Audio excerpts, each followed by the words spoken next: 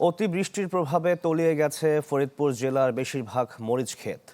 উৎপাদন ঘাটতি থাকায় তৈরি হয়েছে সংকট, বেড়েছে দাম। অন্যদিকে অসময়ে ফসল নষ্ট হওয়ায় লোকসানের মুখে পড়েছে চাষিরা। ফরিদপুরের টানা বৃষ্টিতে পানি জমে নষ্ট হয়েছে মাঠের বেশিরভাগ মরিচ ক্ষেত। এতে বেশি ক্ষতিগ্রস্ত মধুখালী উপজেলার মরিচ চাষিরা।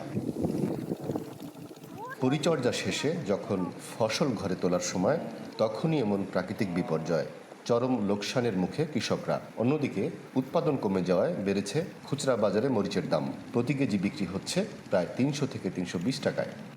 মরিচ গাছে পানি বেঁধে যাওয়ার কারণে মরিচ মারা যায়, কিন্তু এখন আমরা প্রচুর মরিচ নিতাম বস্তায় বস্তায় মন কেমন, এখন কেজি কেজি নিবার পারতেছি না।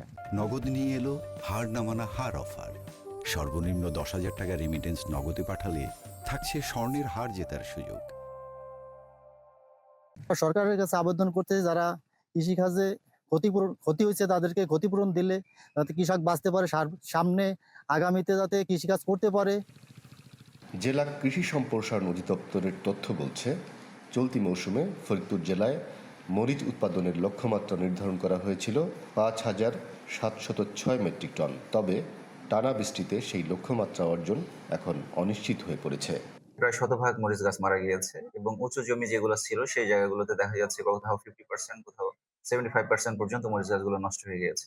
ফলে কৃষকের যে ক্ষতি হয়েছে সেই ক্ষতি পুষিয়ে দেওয়ার জন্য আমরা যেটা করেছি, আমাদের যে সবজি প্রণোদনা ছিল সেখান থেকে একটা অংশ আমরা ক্ষতিগ্রস্ত মরিচ চাষিদের দিয়েছি। জেলায় 3,112 হেক্টর জমিতে গ্রীষ্মকালীন মরিচের আবাদ হয়েছে। হাসানুজ্জামান, চ্যানেল 24, ফরিদপুর।